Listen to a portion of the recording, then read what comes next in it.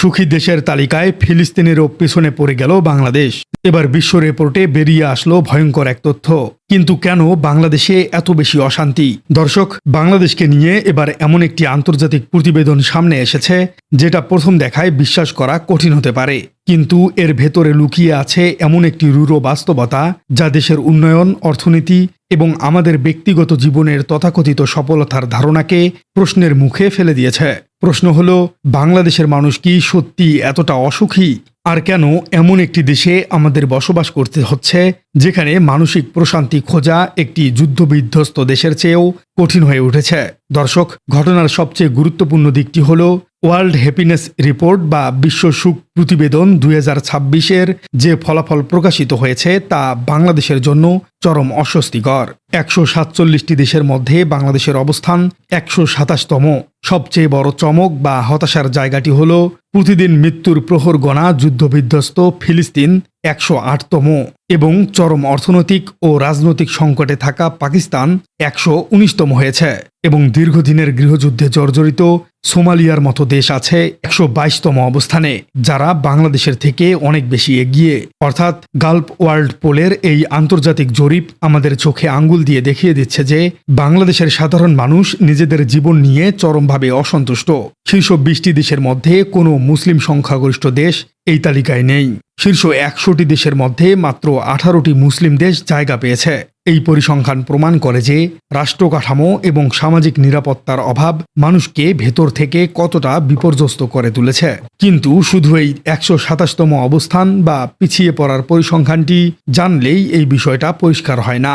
এই খবরের আসল অর্থ বুঝতে হলে আমাদের দৈনন্দিন জীবনের দিকে তাকাতে হবে। দেশের উন্নয়ন বা জিডিপির প্রবৃদ্ধির যে গল্প আমরা শুনি তার সাথে সাধারণ মানুষের মানসিক স্বস্তির কোনো মিল নেই। লাগামহীন মুদ্রাস্ফীতি, বেকারত্ব এবং দুর্নীতির কারণে মানুষের নাভিশ্বাস উঠছে। অন্যদিকে দেশের মুদ্রাস্ফীতি এখন 8%-এর উপরে এবং প্রায় 9 লাখ বিশ্ববিদ্যালয় গ্রাজুয়েট বেকার অবস্থায় পড়ে আছে।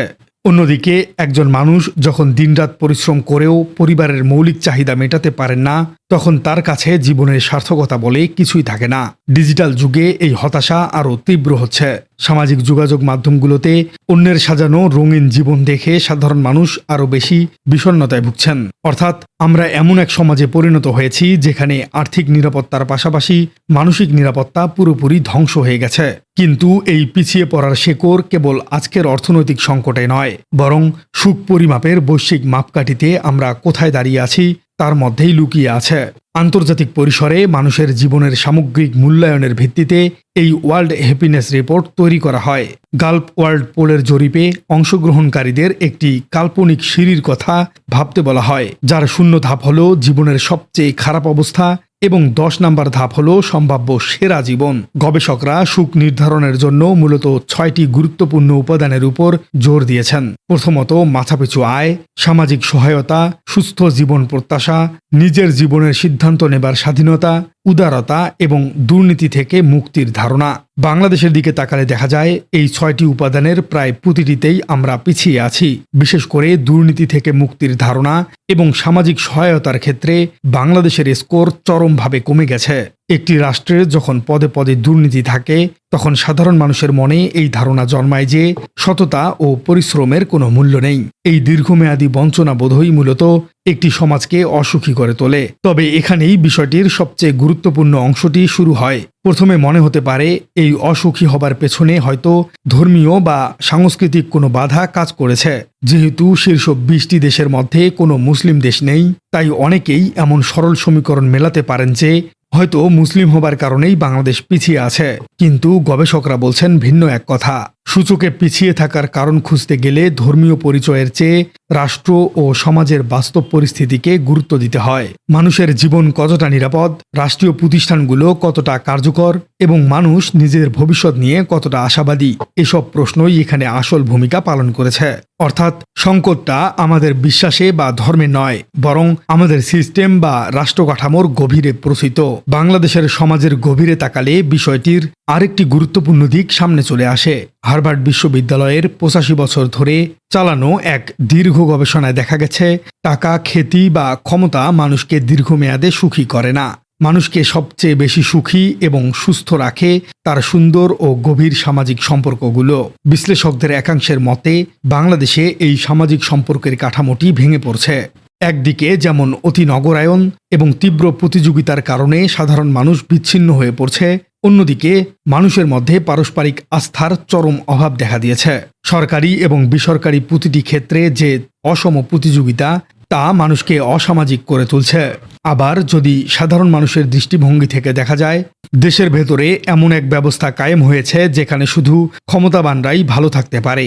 এই বৈষম্য এবং ক্ষমতাহীনতার অনুভূতি মানুষকে সবচেয়ে বেশি হতাশ করেছে। তবে সমালোচকদের ভিন্ন যুক্তিও রয়েছে। তারা বলার চেষ্টা করছেন, পেট যখন ক্ষুধার্ত থাকে তখন শুধু সামাজিক সম্পর্কের তত্ত্ব খুব একটা কাজে আসে না। এখানেই সামনে আসে এমন একটি সম্ভাবনা যেটি পুরো হিসেব নিকাশকেই বদলে দিতে পারে। যদি সাধারণ মানুষের এই চরম হতাশা এবং অসুখী হওয়ার বিষয়টিকে রাষ্ট্র দীর্ঘমেয়াদে অবহেলা করে, তবে এর পরিণতি শুধু মানসিক বিষণ্ণতায় আটকে থাকবে না। যখন কোনো দেশের নাগরিকরা বুঝতে পারে যে এই সিস্টেমে তাদের জন্য কোনো আশা নেই, তখন তারা দুটি পথ বেছে নেয়। হয়তো তারা চরমভাবে দেশ ত্যাগ করতে চায়, যাকে আমরা ব্রেন ড্রেন বলি, অথবা সমাজে অপরাধ প্রবণতা এবং সামাজিক অস্থিরতা জ্যামিতিক হারে বেড়ে যায়। এখন আসল প্রশ্ন হলো, এখান থেকে পরিস্থিতি কোন দিকে যেতে পারে? সামনের দিনগুলোতে আমরা তিনটি মূল সম্ভাবনা দেখতে পাচ্ছি। প্রথম সম্ভাবনা হলো, রাষ্ট্র যদি দুর্নীতি দমন, কর্মসংস্থান সৃষ্টি এবং আইনের শাসন প্রতিষ্ঠায় দ্রুত কাঠামোগত সংস্কার করতে পারে, তবে ধীরে ধীরে মানুষের মধ্যে আস্থা ফিরে আসবে। এর ফলে আগামী কয়েক বছরের মধ্যে সূচকে বাংলাদেশের অবস্থান সম্মানজনক জায়গায় যেতে পারে। দ্বিতীয় সম্ভাবনা হলো, অর্থনৈতিক সংকট ও মুদ্রাস্ফীতি চলতেই থাকবে, ফলে মধ্যবিত্ত সমাজ ধীরে ধীরে দারিদ্র্যসীমার নিচে নেমে যাবে। মানুষ শুধু টিকে থাকার লড়াইয়ে ব্যস্ত থাকবে এবং সুখ নামক শব্দটি তাদের জীবন থেকে পুরোপুরি মুছে যাবে। এবং তৃতীয় সম্ভাবনা হলো এক ভয়ঙ্কর সামাজিক বিস্ফোরণ, যখন বিশাল বেকার জনগোষ্ঠী এবং বৈষম্যের শিকার সাধারণ মানুষের দেয়ালে পিঠ ঠেকে যাবে, তখন এই মানসিক হতাশা বড় ধরনের রাজনৈতিক বা সামাজিক অস্থিরতায় রূপ নিতে পারে। সবকিছু মিলিয়ে ঘটনাটিকে শুধু একটি আন্তর্জাতিক রিপোর্ট বা র্যাঙ্কিংয়ে পিছিয়ে পড়ার বিচ্ছিন্ন ঘটনা হিসেবে দেখলে ভুল হবে। ফিলিস্তিন বা সোমালিয়ার মতো দেশের চেয়েও পিছিয়ে থাকার অর্থ হল বাংলাদেশের মানুষ ভেতর থেকে চরমভাবে ভেঙে পড়েছে।